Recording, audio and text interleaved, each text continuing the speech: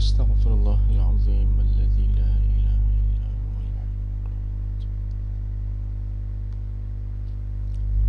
أستغفر الله العظيم الذي لا إله إلا هو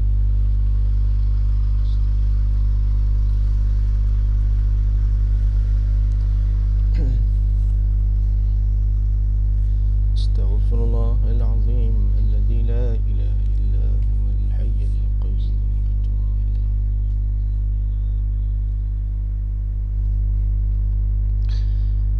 نستغفر الله العظيم الذي لا إله إلا هو الحي القيوم ونتوب إليه.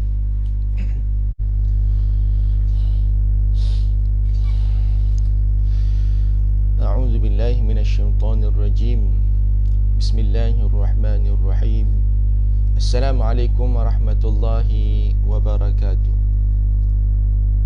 الحمد لله الحمد لله الذي أرسل رسوله بالهدى ودين الحق ليظهره على الدين كله وكفى بالله شهيدا. والصلاة والسلام على سيد المرسلين سيدنا محمد وعلى آله وصحبه أجمعين. سبحانك لا علم لنا إلا ما علمتنا إنك أنت العليم الحكيم. ولا حول ولا قوة إلا بالله العلي العظيم. اللهم يسر ولا تعسر رب تمم بالخير. أما بعد. Alhamdulillah wa syukrulillah, pada pagi yang barakah yang mulia ini dapat sama-sama kita bersama bertemu, ya, bersua di secara maya di Facebook Surau An-Nur Fasa 3A Bandar Seremban Selatan. Terima kasih kepada tuan-tuan dan puan yang sudi bersama dengan kami, bersama dengan saya, dan terima kasih kerana sudi like and share untuk kita sebarkan kebaikan pada pagi yang mulia ini. Kita orang kata apa, mudah-mudahan kita tergolong dalam kalangan seperti mana yang didoakan oleh baginda Nabi Muhammad sallallahu alaihi wasallam. Allahumma barik li ummati fi bukuriha. Ya Allah, berkatilah umat aku yang menghidupkan pagi mereka dengan perkara-perkara kebaikan. Termasuklah, ya, kita katakan kita menonton secara live kuliah subuh online ini adalah suatu kebaikan. Mudah-mudahan insya-Allah maka kita mendapat keberkatan daripada Allah Subhanahu Wa Taala. Terima kasih kepada yang sudi menonton. Saya tengok dekat sini yang bersama dengan kita, Kak Nur Azizan, Kak Azizan, Kak Nur Azizan Baharudin. Waalaikumsalam warahmatullahi wabarakatuh. Apa khabar Kak Azizan? Dari Ampang, ya, betul kan? Lama dah kita tak berjumpa. Mudah-mudahan diizinkan untuk kita berjumpa tahun 2023 ni. Terima kasih Wong Jawa. Alhamdulillah katanya, ya. Kabare Wong Jawa, kabare, ya. Wis madang orang.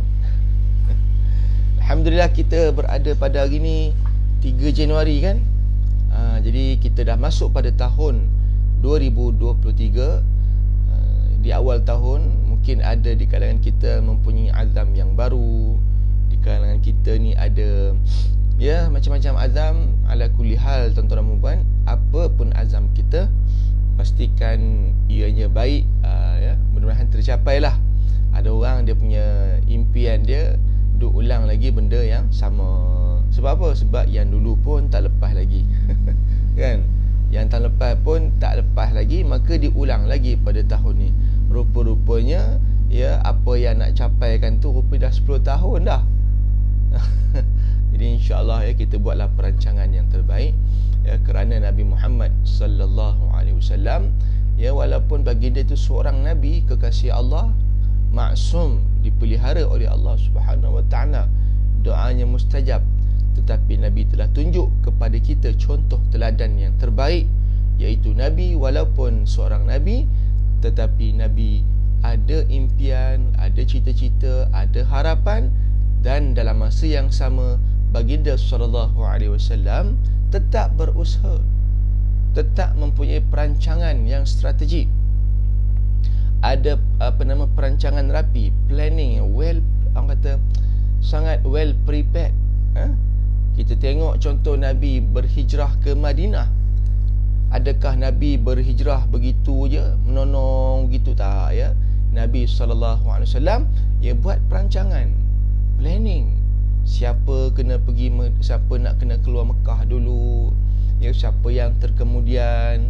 Kemudian tinggal lagi Nabi dengan Abu Bakar As-Siddiq sahaja, apa nak dibuat, ya. Panggil pula, ya, lantik Yahudi namanya Abdullah bin Uraiqid sebagai penunjuk jalan, mengikut jalan yang memang jalan tu agak pelik. Nampak tak? So kemudian Nabi berhenti duduk di Gua Thur selama 3 hari, kan? Maknanya ada perancangan. Sampai di Madinah, nak membangunkan ekonomi di Madinah bukan satu benda yang mudah. Sebab apa, tuan-tuan? Sebab nak bangunkan ekonomi ingat senang ke? Daripada from zero to hero, tuan-tuan, tu saya cerita. Tapi Nabi berjaya membangunkan Madinah, yang membangunkan ekonomi Islam yang sangat cemerlang, gemilang, terbilang di Madinah. Kerana apa? Kerana strategi yang telah dilakukan oleh Nabi SAW. Nampak?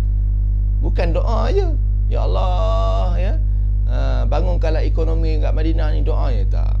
Nabi buat perancangan, penelitian dan sebagainya. Ada R&D, Research and Development. Ya, tuan-tuan dan puan-puan rahmati Allah Subhanahu Wa Taala, insya-Allah kita akan melihat 2 potong ayat suci Al-Quran pada pagi ini.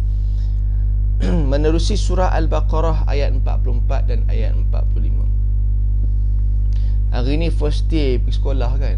Jadi ramai orang tengah bersedia untuk nak pergi sekolah. Yang cikgu-cikgu tu sibuk menyiapkan diri nak pergi sekolah, maklum cuti lama. Jadi yang nak pergi sekolah tu semangat pagi, insya-Allah, ya. Semangat pagi. Biasalah lama cuti, kadang-kadang nak mari hari pertama bekerja ni, tuan-tuan, dia lemau juga dibuatnya, ya. InsyaAllah anak-anak kita yang hari ni, ya, tuan-tuan, nak menunjuk subuh satu hari lagi, cuti lama maklum. Jadi nak pergi sekolah, semangat. Tapi ingat, belum habis lagi. Belum tukar darjah lagi, ya. Kita belum tukar darjah lagi. Kalau anak kita darjah 1, masih darjah 1 lagi. Ya, bulan 3 esok baru naik tingkat darjah 2. Tak apalah, insya-Allah, ya. Katanya nak pindah balik kepada asal, tapi makan masa lah. Baik muslimin muslimat yang dirahmati Allah Subhanahu Wa Taala sekalian. Kak Anwar Azizan, ya. Moga Allah catat nama kita sebagai ahli syurga sebab hadir majlis ilmu tanpa hisab, tanpa azab. Amin. Amin ya rabbal alamin. Dan bolehlah kita insya-Allah ada rezeki tu kita boleh infak dana untuk aktiviti kuliah ilmu, ya, surah An-Nur fasa 3A, Bandar Seremban Selatan. Nombor akaun Bank Islam dia 05012000533038, insya-Allah. Okey, tengok pada surah Al-Baqarah ayat 44. Kata Allah Ta'ala, A'udzu billahi minasy syaithanir rajim.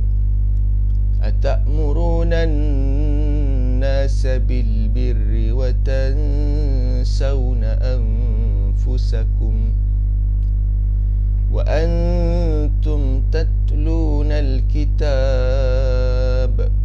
afala ta'qilun wasta'inu bis-sabri was-salah wa innaha lakabiratun illa 'alal khashi'in. Sadaqallahul azim. Itu ayat 44 dan 45. Atamuruna an-nasa bil birri. Ya, apa kata Allah Ta'ala? Mengapa kamu suruh orang melakukan kebaikan? Wa tansawna anfusakum, sedangkan kamu lupa diri kamu sendiri. Wa antum tatluna al-kitab, padahal kamu orang baca kitab. Afala ta'qilun, apakah kamu tidak berfikir. Nampak? Macam mana tuan-tuan? Allah Ta'ala kata, kenapa kamu suruh orang buat baik tapi kamu tak buat? Padahal kamu ni orang yang mengetahui, orang baca kitab. Kalau ikut asal ayat ni, kitab ni merujuk kepada kitab Taurat, yakni pada zaman Nabi Musa AS. Tapi sebenarnya pada kita juga, jenis kita baca kitab itu ialah Quran, ya. Allah kata, kenapa kamu suruh orang buat baik, lepas tu kamu tak buat pun apa yang kamu suruh? Padahal kamu ni orang yang mengaji Quran, yang faham agama. Kamu ni tak fikir ke? Ya? Nampak, Allah Ta'ala bertanya soalan supaya kita ni ambil serius. Macam di sekolah, ya, cikgu, kalau cikgu dia marah anak murid dia, ngajar budak-budak ni, Allah, kenapalah malas sangat, kenapa tak buat betul-betul, Maka cikgu tu, kalau marah cikgu tu kata macam mana? Kamu ni tak ada otak ke? Kamu tak fikir ke? Kamu tak boleh fikir ke? Intonasinya macam tu, kamu tak boleh fikir ke? Maknanya cikgu suruh fikir lah. Serius, cuba serius sikit. Kalau cikgu tu marah lagi, tak ada otak ke? Macam tu kasar sikit lah kan? Tak ada otak ke? Bukan makna anak murid itu tak ada otak. Maksudnya cikgu tu suruh guna otak tu, fikir elok-elok, kan? Janganlah ambil main-main. Betul-betul lah. Begitulah lebih kurang, ya. Kurang lebihnya maksudnya begitu. Selalu kita lihat Allah Ta'ala bertanya soalan, ya. Mengapa, kenapa? Allah Ta'ala tanya bukan sebab Allah tak tahu, tapi Allah suruh kita, ya, ambil serius. Take it seriously and then think carefully. Tu orang Perak kata kan, fikir betul-betul. Islam ni suruh kita banyak fikir. Banyak fikir, tapi fikir tu biar fikir yang bermanfaat, menambah iman. Sebab apa tuan-tuan? Al-Quran ni kan kitab hidayah. Hidayah ni ada dua. Satu hidayah dalam bentuk irsyad, satu lagi hidayah dalam bentuk apa? Dalam bentuk taufiq. Hidayah dalam bentuk irsyad ini iaitu dalam bentuk ilmu, ataupun kita boleh sebut ilmu lah. Hidayah dalam bentuk ilmu ni sebenarnya Al-Quran ni dah sampai kepada ramai orang dah pun. Bahkan Al-Quran sampai juga kepada orang bukan Islam. Kalau dia tanya pada Kristian, dia tahu Al-Quran, ya. Bahkan ada di kalangan mereka mengkaji Al-Quran. Jadi maknanya ilmu daripada Quran ini telah sampai kepada mereka. Ya. Sebab itu Al-Quran ini untuk semua manusia. Dia bukan untuk orang Islam saja, untuk semua yang mana beragama Hindu, beragama Buddha, Kristian, macam-macam agama, untuk mereka, supaya mereka, ya, menggunakan akal berfikir. Tapi ada orang, dia dah terima, dah dapat dah hidayah irsyad tu kat dia, ilmu tu dah sampai dekat dia. Nampak? Dan di sekolah saya, kita tengok juga cerita di sekolah ada, saya tak pastilah sekarang, tapi itu hari saya dengar ada student yang beragama Hindu, ya, yang student yang berbangsa Cina, yang bukan beragama Islam, dan mereka mengambil pendidikan Islam. Dia ambil pendidikan Islam tapi dia agama Hindu, dan dia dapat A pula, belajar tentang Islam. Maknanya dia dah dapat hidayah irsyad, ilmu. Tak, sebab apa? Mungkin dia kata, okey, rukun Islam ada berapa? Rukun iman ada berapa? Rukun solat ada berapa? Jadi dia boleh jawab dengan baik dan dia tahu semua jawapan tu. Rukun solat ada 13, pertama, yang kedua. Oh, tahu. Okey, siapa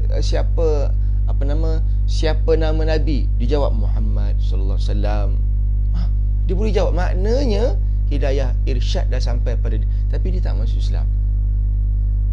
Ya, dia tak masuk Islam sebab dia belum terbuka hati, tapi hidayah irsyad telah sampai pada dia. Satu lagi namanya hidayah apa tuan-tuan? Hidayah dalam bentuk taufik, yang ini bagi orang yang beriman. Taufik, dapat taufik tadi kenapa? Kerana dia beramal. Bila dia beramal, masya-Allah, dia akan terus meningkat imannya. Jadi dia, orang kata apa, orang yang bertakwa. balik kepada dekat sini, Allah Ta'ala suruh pertanyaan tadi, kenapa kamu suruh orang buat baik tapi kamu tak buat baik? Kalau kita lihat, ini kena pada saya. Nah, kena pada saya lah. Kena pada para ustaz. Nah, suruh orang buat baik tapi kenapa ustaz tak buat baik? Macam tu. Tapi kalau kita pula, ibu ayah sekalian, tuan-tuan dan puan ya, yang kita ni mengaji, saya yakin tuan-tuan dan puan rajin mengaji Quran, rajin menonton live, rajin melihat TV. InsyaAllah saya ini bermula semalam ya, saya dengan TV Al-Hijrah pukul 11 pagi setiap hari insyaAllah ya. Hari ni, minggu ni setiap hari lah, Isnin sampai Jumaat. Sabtu Ahad belum tahu lagi ya.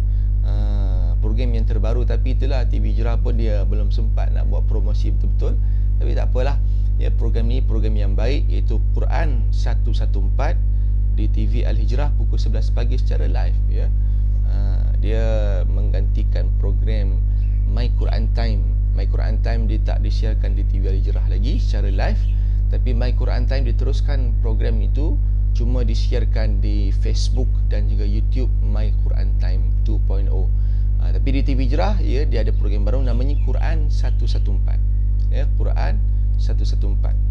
Jadi insya-Allah saya sebagai host dan juga pentadabbur lah. Tapi saya pun tak pandai juga nak mengajar. InsyaAllah kita cuba menyampaikan terbaik. Dan program ni dia berbeza sikit lah dengan My Quran Time ya, kerana kita cuba nak tackle kepada golongan muda dan kita kembali kepada asas Quran itu sendiri ya, definisi Quran, ta'rifan Quran ya, tentang tajwid, tentang kenapa Quran diturunkan, pengenalan Quran dan sebagainya. Jadi kita nak tackle pada anak muda, so bagi tahu pada anak-anak kita ya, insya-Allah boleh menonton. Boleh juga menonton di orang kata kalau tak tengok secara live pukul 11 mungkin bekerja, boleh tengok secara siaran ulangannya dekat Facebook lah ya, Facebook TV Al-Hijrah insya-Allah. Baik, Allahumma salli ala sayyidina Muhammad. Tuan-tuan ya, terima kasih kepada siapa lagi ni? Kepada Puan Liza. Ya, apa khabar Kak Liza kita? Arosmil, Waalaikumsalam warahmatullahi wabarakatuh. Jahara Salidah Saleh. Ya, Waalaikumsalam warahmatullahi wabarakatuh. Okey, baik tuan-tuan. Tapi ayat 44 surah Al-Baqarah ini terpakai juga pada kita, ibu bapa yang menyuruh anak-anak untuk buat baik tapi mak ayah tak buat baik. Macam mana tu? Suruh anak solat tapi mak ayah tak solat. Suruh anak menutup aurat tapi mak ayah tak tutup aurat dengan baik. Ibu ayah hantar anak-anak pergi sekolah tahfiz supaya anak-anak jadi orang yang baik ya. Jadi anak jadi esok dah besar nanti jadi ulama.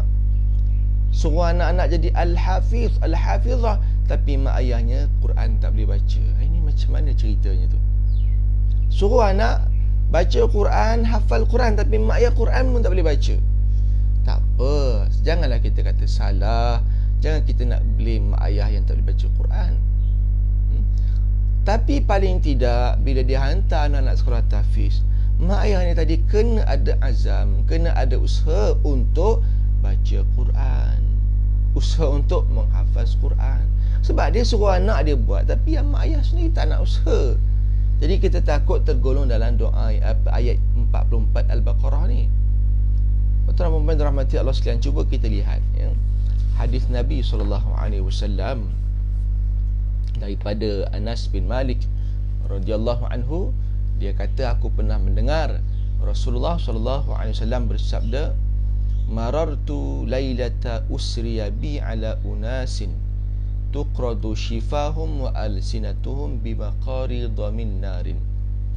Qultu man haula'i ya Jibril? Qala haula'i khutaba'u ummatik alladhina ya'muruna an-nasa bil bir wa yansawna anfusahum. Hadis riwayat Ibnu Majah. Baik, tengok kata Nabi SAW, pada malam aku dinaikkan ke langit, maknanya dalam peristiwa Mi'raj ya, dalam peristiwa Mi'raj, aku telah melewati beberapa orang yang bibir dan lidahnya dipotong menggunakan gunting yang diperbuat daripada api.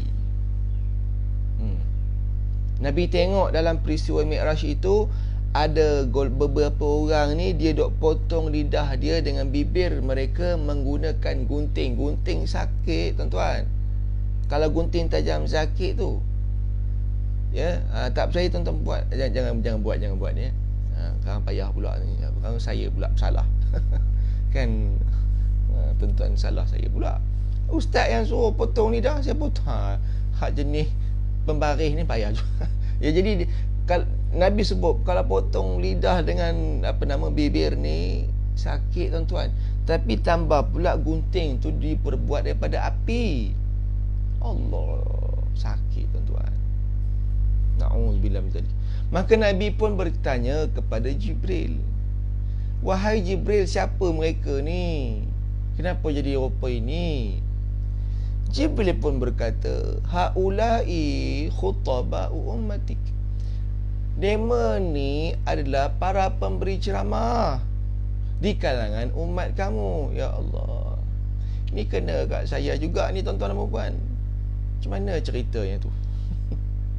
Para pemberi ceramah, mereka yang selalu berceramah, yang duk berkhutbah selalu di kalangan umat kamu, yang mana mereka menyuruh orang buat baik tapi mereka sendiri tak buat. Mereka lupa diri mereka. Inilah sebab akibatnya. Allahumma salli ala Muhammad. Macam mana tuan-tuan? Na'udzubillah min dzalik. Anda kata kena kat saya tu. Jadi lepas ni tak payah bagi ceramah dah lah. Ya, tak bagi ceramah kan orang marah pula dah. Kenapa tak bagi ceramah? Marah pula. Sebab tak kena. Tuan-tuan dan tuan, tak apalah ya. Jadi tuan-tuan doakan saya dan doakan para asatidzah kita supaya mereka ni berikan keistiqamahan untuk buat kebaikan. Termasuk kita juga tuan-tuan, supaya kita ni istiqamah, suruh anak-anak buat baik, tapi aku pun kena buat baik juga. Boleh Boleh, insya-Allah. Sama juga dalam satu hadis riwayat Sahih Bukhari dan Muslim, kata Nabi SAW, yuja'u birrajul yaumal qiyamah fayulqa fin nar fatandaliqu bihi aqtabuhu fayaduru biha fin nar kama yadurul himaru birahahu fayatifu bihi ahlun nar fayaqulun ya fulan ma asabak alam takun ta'muruna bil ma'ruf wa tanhana 'anil munkar fayaqul kuntu amurukum bil ma'ruf wa la atihi wa anhaakum 'anil munkar wa atihi. Allah. Hadis Sahih Bukhari Muslim ya. Tengok kata Nabi, pada hari kiamat kelak akan didatangkan seseorang lalu dicampakkan ke dalam api neraka. Wal a'yadzu billah dzalik. Minta jauh daripada api neraka. Ya, amin. Kemudian usus-usus dia terburai dan ia pun berputar mengitari usus-ususnya itu seperti keldai yang mengitari sekitar penggilingannya. Nabi bagi contoh ya, perumpamaan seperti keldai. Sebab apa? Keldai ni kalau zaman zaman Arab dulu, dia keldai ni digunakan sebagai mesin mengitar gandum ya. Jadi digunakan dia menggunakan keldai untuk pusing keldai ni, dia pusing balik kat situ, dia berpusing. So Nabi kata yang dicampak ke dalam api neraka ni seperti keldai. Dia punya usus dia terburai dan dia pun berpusing mengitari usus dia itu. Masya-Allah ya? Lepas tu kata Nabi, datang pula ahli neraka yang lain. Maknanya katanya geng neraka yang lain pun mari datang mengelilingi dia. Jadi kita boleh bayangkan suasana lebih kurang begitu kan. Ahli neraka lain tengok, kenapa dia duduk pusing rupa itu? Jom kita pergi kat dia. Dia pun mengelilingi mereka ni. Dan rupanya tuan-tuan, mereka ini cam pula hamba Allah ni. Dia kata, ya fulan, wahai fulan, apa dah menimpa kamu ni? Ma'asabak, apa dah jadi kat kamu ni? Maksudnya dia kena ahli neraka lain yang duk mengelilingi dia ni, dia kenal lah, demo ni kenal lah yang sedang duk pusing dekat dia punya tadi usus dia tu. Dia tanya, kenapa kamu jadi macam ni? Allah, ya. Jadi dia pun kata, bukankah kamu dulu dekat dunia, kamu suruh kami buat baik, dan kamu suruh kami tinggalkan perkara-perkara mungkar, kamu buat amar ma'ruf nahi mungkar. Bukankah kamu yang dulu suruh kita solat itu hari? Bukankah kamu yang suruh kami buat baik banyak-banyak? Bukankah kamu dulu suruh kami tinggalkan maksiat? Tapi lah ni, kenapa kamu masuk neraka rupa ini? Begitulah. Apa dah jadi ni? Ya, Allahumma salli ala Muhammad. Jadi hamba Allah itu pun menjawab, betul katanya, kuntu amurukum bil ma'ruf.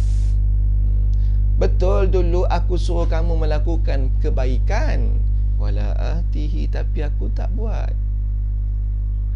Wa anhaakum anil munkar wa atihi, aku suruh kamu tinggalkan kemungkaran, tapi aku buat pula kemungkaran tu. Allah, ya. Jadi bahaya, tuan-tuan. Ini belum berlaku lagi ni. Cerita ni belum berlaku akhirat esok, tapi Nabi dah bagi gambaran kepada kita supaya kita ni berwaspada, ambil peringatan, ya. Muslimin muslimat yang dirahmati Allah Subhanahu Wa Taala sekalian. Okey. Jadi kita pindah pada ayat yang berikutnya secara ringkas. Pada ayat 45 Al-Baqarah, Allah Taala kata apa? Wasta'inu bis-sabri was-salah wa innaha lakabiratun illa 'alal khashiin, dan mintalah kamu pertolongan kepada Allah dengan sabar dan juga dengan solat. Sesungguhnya solat itu teramat-amatlah berat kecuali bagi orang yang khusyuk. Ya. Allah kata minta tolong dengan Allah. Minta tolong hanya boleh pada Allah, tidak boleh pada makhluk. Minta tolong pada makhluk syirik. Tapi kalau minta tolong dengan makhluk kerana mengambil sebab, maka tidak mengapa. Contoh, jumpa doktor boleh? Boleh. Tapi jangan kita i'tiqad kata doktor tu menyembuhkan penyakit, sebab doktor tu makhluk. Kalau kita minta tolong dengan doktor dan kita pun i'tiqad kita, keyakinan kita mengatakan aku sembuh sebab doktor tu hebat, maka boleh jadi syirik. Sama juga kita kata ubat itu, kerana ubat ini aku sembuh penyakit. Kalau i'tiqad kita meyakini bahawa ubat itulah yang menyebabkan kita sembuh, ya, maka boleh jadi syirik. Sebab kita minta tolong dengan ubat tu. Tapi tak salah kan? Tak salah kalau makan ubat, betul. Jumpa doktor pun betul. Itu ikhtiar. Tapi i'tiqad kena jaga, doktor ni makhluk, yang sembuh itu Allah. Jumpa doktor tu perlu ikhtiar. Itu tak apa. Kerana kita hanya mengambil sebab, al-akhdhu bil asbab. Ambil sebab tak ada masalah. Ya. Sama juga dalam bab ibadat menurut Ibnu Athaillah As-Sakandari rahimahullah ta'ala. Dalam bab ibadat pun jangan kita bergantung dengan makhluk. Contoh, aku solat sebab nak masuk syurga, sedangkan syurga itu adalah makhluk. So perbetulkan, aku solat kerana Allah, baru betul. Jadi bila kerana Allah, insya-Allah ikhlas, khusyuk lillahi ta'ala, mudah-mudahan dapat masuk syurga. Aku sedekah bukan sebab nak kaya kan. Tuan, jadi terima kasih yang sedekah subuh pagi ni, ya. Barakallahu fikum, mudah-mudahan Allah luaskan dan tergolong dalam doa yang didoakan oleh malaikat. Ya Allah, kurniakan kebaikan kepada mereka yang bersedekah pada waktu pagi. Ya. Jadi terima kasih tuan-tuan dan puan, mudah-mudahan Allah berkati. InsyaAllah tengok, ya. Sedekah bukan sebab nak kaya. Sebab kaya itu adalah makhluk, sedekah kerana Allah. Tapi asbab sedekah tu dah jadi kaya. Baca surah Al-Mulk bukan kerana nak selamat azab kubur. Azab kubur itu makhluk. Tapi perlulah buat, sebab tu bila kita istiqamah baca surah Al-Mulk, selamat azab kubur. Jadi perbetulkan, aku baca surah Al-Mulk kerana Allah, tapi asbab aku baca Al-Mulk itu dapat selamat daripada azab kubur. Maknanya dalam apa pun buat, minta tolong hanya boleh pada Allah dengan sabar dan solat. Apa makna sabar kat sini?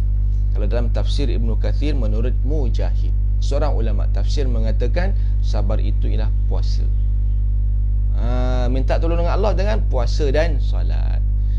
Dan ada pun ulama lain mengatakan maknanya meninggalkan maksiat.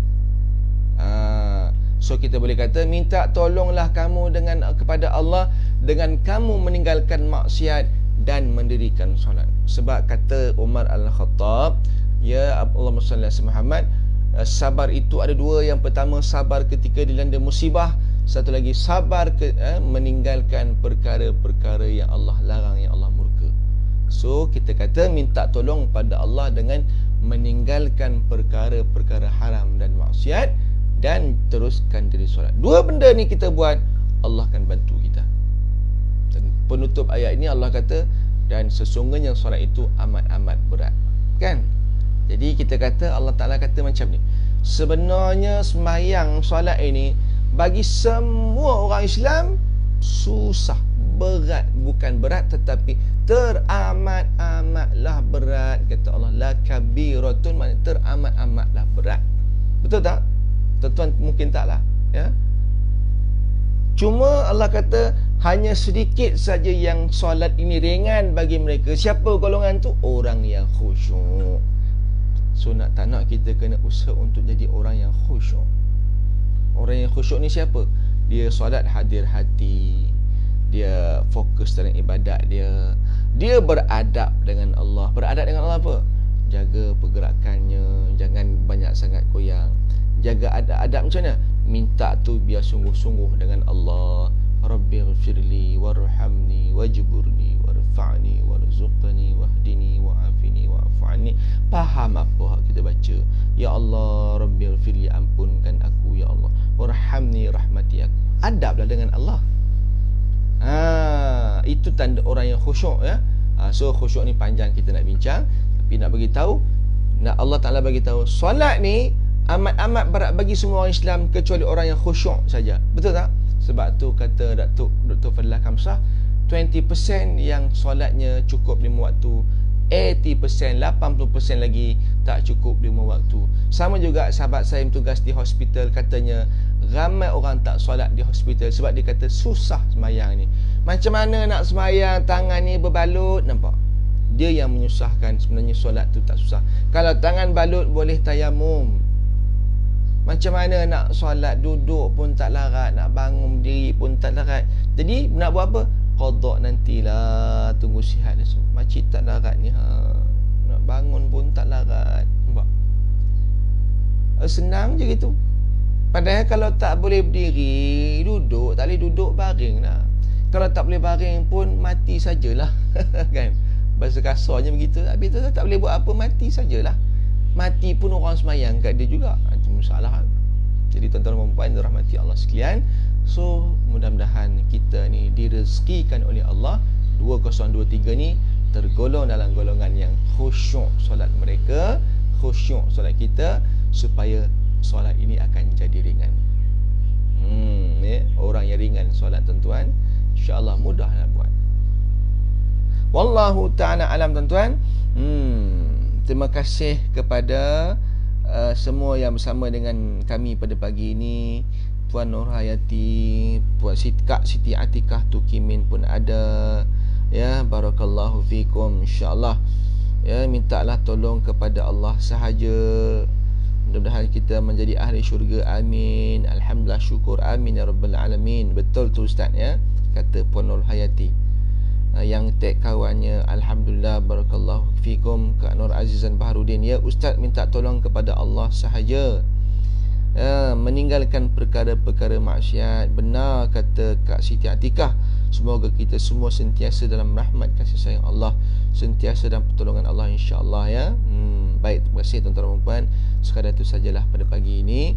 Yang baik itu daripada Allah Subhanahu Wa Taala. Yang lemah itu atas kekurangan, kelemahan diri saya sendiri, minta maaf salah dan silap. InsyaAllah esok bersama dengan Ustaz Sabran Jamil. Dan insyaAllah terima kasih kepada yang sudi memberi infak kepada surau An-Nur Fasa 3 Bandar Seremban Selatan. Dan boleh jadikan ia satu rutin harian, pagi-pagi kita infakkan untuk sedekah subuh kepada pihak surau An-Nur, supaya program yang baik dapat diteruskan, insyaAllah. Tidak rugi orang yang memberi, bahkan pahalanya berlipat kali ganda. Bahkan insya-Allah Allah akan luaskan rezeki kita, ya. Sedekah kerana Allah, ya. Sedekah kerana Allah. Sebab sedekah Allah bagi kita kekayaan jiwa, kekayaan hati, ya. Kekayaan harta benda juga. Amin ya rabbal alamin. A'udzubillahi minasyaitonirrajim. Bismillahirrahmanirrahim. Alhamdulillahirabbil alamin. Wassalatu wassalamu ala rasulil amin wa ala alihi wa sahbihi ajmain. Allahumma faqihna الدين وعلمنا التأويل. اللهم اجعل جمعنا هذا جمعا مرحوما وتفرقنا من بعده تفرقا معصوما. Ya Allah, jika di kalangan kami yang sakit, sembuhkan. Jika ada di kalangan kami yang diuji dengan kesusahan, Ya Allah, tunjukkan kami kemudahan dan kesenangan. Jika ada di kalangan kami diuji dengan kepayahan, ujian yang berat, tunjukkan kami jalan keluar, Ya Allah. Ampunkan dosa kami, dosa ibu ayah kami, dosa ahli keluarga kami, pasangan kami, anak-anak kami, Ya Allah. Seluruh muslimin, muslimat dan seluruh mereka yang bersama kami pada pagi ini, yang menonton live ini, Ya Allah. Allahumma rabbana atina fid dunya hasanah wa fil akhirati hasanah wa qina adzabannar. Wassallallahu ala sayyidina Muhammad wa ala alihi washabbihi ajmain. Alhamdulillahi rabbil alamin. Subhanakallahumma bihamdika asyhadu an la ilaha illa anta astaghfiruka wa atubu ilaik. Wabillahi hidayah wat taufiq. Assalamualaikum warahmatullahi wabarakatuh. Jumpa lagi insya-Allah. Terima kasih semua.